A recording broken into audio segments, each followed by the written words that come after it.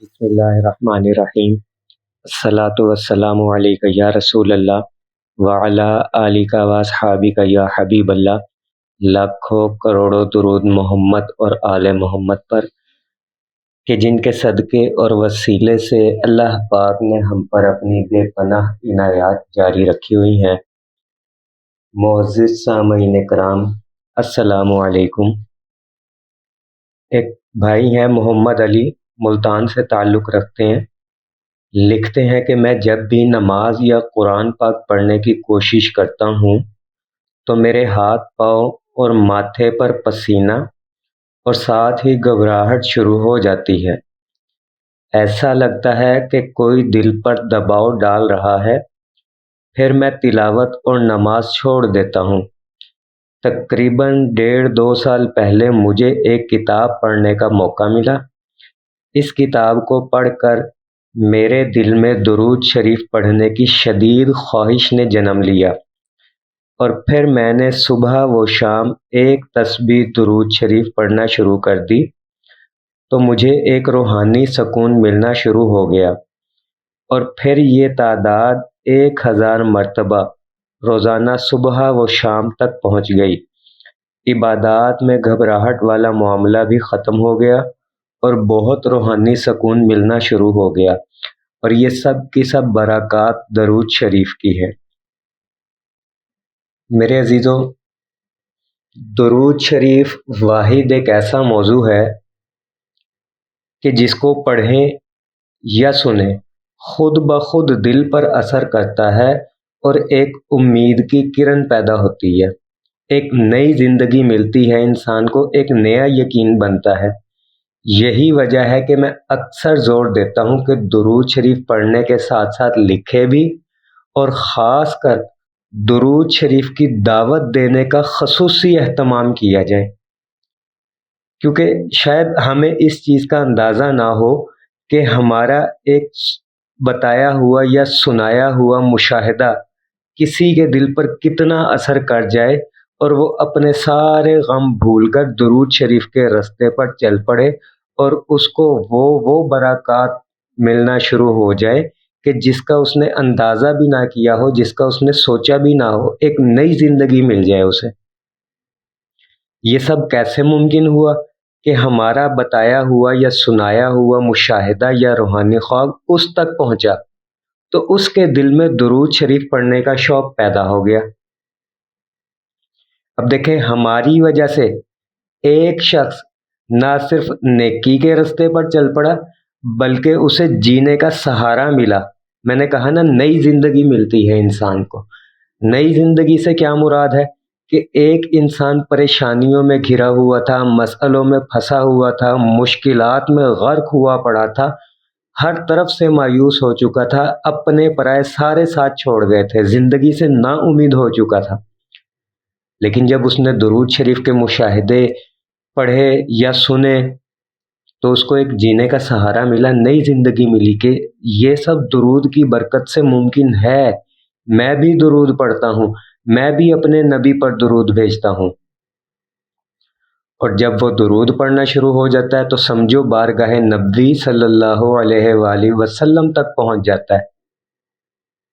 اور میں تو کہا کرتا ہوں کہ یہ وہ در ہے، بارگاہ نبوی صلی اللہ علیہ وآلہ وسلم وہ در ہے جہاں سے دشمن کبھی خالی ہاتھ نہیں لوٹے۔ ہم تو پھر اس نبی کے امتی ہیں جن کی ہماری خاطر راتوں کو اٹھ اٹھ کر روئے۔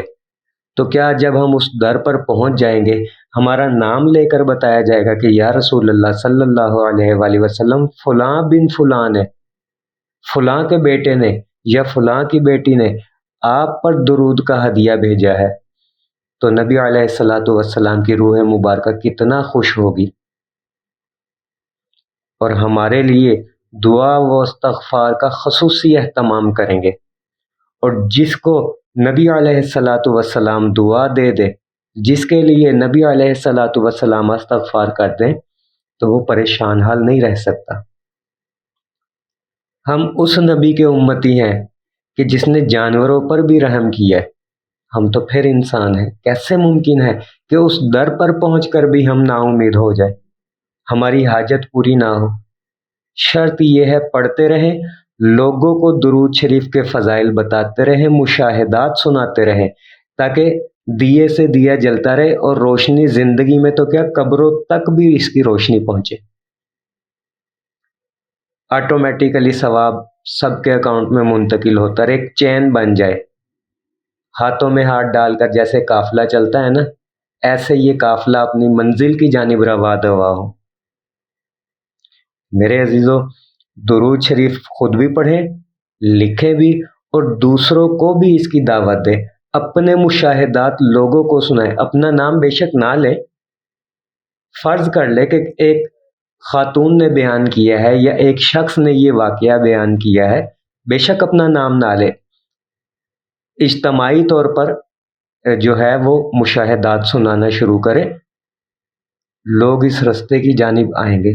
لوگ تڑپ رہے ہیں، ترس رہے ہیں کہ ہمیں کوئی رستہ نظر آئے، لیکن ان کو کوئی گائیڈ کرنے والا نہیں ہے۔ کس نے گائیڈ کرنا ہے؟ آپ نے، کیونکہ آپ تک پیغام پہنچ چکا ہے۔ شاید ہی درود شریف کا کوئی ایسا مسئلہ نہ ہو جس کی میں نے کھل کر وضاحت نہ کی ہو۔ ہر چیز آپ کے سامنے پہنچ گئی ہے۔ جدید ٹیکنالوجی کا دور ہے، آپ اپنے گھر بیٹھے ہیں، میں اپنے گھر بیٹھا ہوں، لیکن کیا ہے، درود شریف کی گفتگو ہو رہی ہے، روز ہوتی ہے، اور ناغہ نہیں ہوتا۔ دیر سے اپلوڈ ہو لیکن ویڈیو اپلوڈ ضرور ہوتی ہے، کیا ہے، ناغہ نہیں ہو رہا۔ تو آپ کا بھی ناغہ نہیں ہونا چاہیے، نہ پڑھنے میں، نہ لکھنے میں، نہ درود کی دعوت دینے میں۔ میں نے ابھی اپنے پیج پر آج ہی یا شاید کل میں نے ایک پوسٹ لگائی تھی کہ درود شریف کی پی ڈی ایف لے لے میرے سے، اس کے اندر میں نے گرافک کی شکل میں جو ہے تصاویر، جیسے تصاویر گرافک کرتے ہیں، گرافک ڈیزائننگ جسے کہتے ہیں، درود شریف کے سٹیٹس لگائیں اپنے واٹس ایپ پر۔ ادھر ادھر کی باتیں بھی تو ہم کرتے ہیں، شعر و شاعری بھی لگا دیتے ہیں، فنی ویڈیوز بھی لگا دیتے ہیں، تو کیوں نہ درود شریف کے سٹیٹس لگائے جائیں؟ لوگوں تک اچھی بات پہنچے گی، لوگوں کے دلوں میں اترے گی بات، لوگ درود شریف کے رستے پر آئیں گے۔ تو آپ بھی میرے سے وہ پی ڈی ایف فائل لے لیں، اور جو سٹیٹس غالباً اس میں 50 یا 60 کے قریب سٹیٹس ہیں، 2 ماہ کے سٹیٹس ہیں آپ کے پاس، آپ روزانہ ایک اسکرین شاٹ لیں اور اپنے سٹیٹس پر لگا دیں اسے، آپ کا حصہ بن جائے گا درود شریف کی اشاعت میں۔ یہ خاص ان کے لیے ڈیزائن کیا تھا میں نے کہ جو کہتے ہیں کہ ہم نے کبھی دعوت نہیں دی، ہمیں بولنا نہیں آتا، ہمیں بولنے کا فن نہیں ہے ہمارے پاس، ہم گفتگو نہیں کر سکتے، گھبراہٹ ہوتی ہے، یہ شرم ہوتی ہے، تو کوئی بات نہیں، آپ اپنے موبائل پر، آپ کے پاس سہولت ہے، نیٹ پیکیج تو سب کا ہوتا ہے، آپ اپنے موبائل پر واٹس ایپ سٹیٹس پر وہ لگائیں اور اپنے رشتہ داروں تک، دوستوں تک اس کو پہنچائیں۔ اس طرح آپ کا نام درود شریف کی اشاعت کرنے والوں میں لکھ دیا جائے گا، اور سب سے افضل درجہ یہی ہے، درود شریف کی دعوت دینا، کیونکہ آپ نے پڑھا، ثواب آپ تک رہا، آپ نے لکھا، ثواب آپ تک رہا، لیکن جب آپ نے دعوت دی تو دوسروں کے دل میں جب اثر پیدا ہوگا اور وہ درود کے رستے پر آئیں گے، درود پڑھنے لگیں گے، تو ان کے پڑھنے کا ثواب آپ کے اکاؤنٹ میں، آپ کے نامہ اعمال میں تا قیامت جاری رہے گا۔ آپ اس دنیا میں نہیں ہیں، لیکن آپ کے اکاؤنٹ میں ثواب منتقل ہو رہا ہے جب تک وہ درود پڑھے گا۔ اور اس نے اگر آگے کسی کو دعوت دی تو پھر آگے جو درود دعوت دینے والے کو، جو درود پڑھے گا، جس کو دعوت دی گئی ہے، تو اس کا ثواب بھی آپ کے اکاؤنٹ میں آئے گا، کیونکہ اگر ہم چین کی طرف دیکھتے جائیں تو کڑی آپ ہوں گے، اس سلسلے کی اصل کڑی، اصل بنیاد آپ ہے، کیونکہ آپ نے دعوت کی بنیاد رکھی، اشاعت کی بنیاد رکھی۔ میں نہیں رہوں گا، میرے بعد کوئی اور اس کام کو چلائے گا، تو جب تک وہ درود کی دعوت دیتا رہے گا، اور جتنے لوگ اس کو دیکھ کر، اس سے سیکھ کر درود کی دعوت دیں گے، ان کا ثواب آٹومیٹیکلی میرے نام اعمال میں منتقل ہوگا۔ کیوں؟ کیونکہ میں نے لوگوں کو سکھایا۔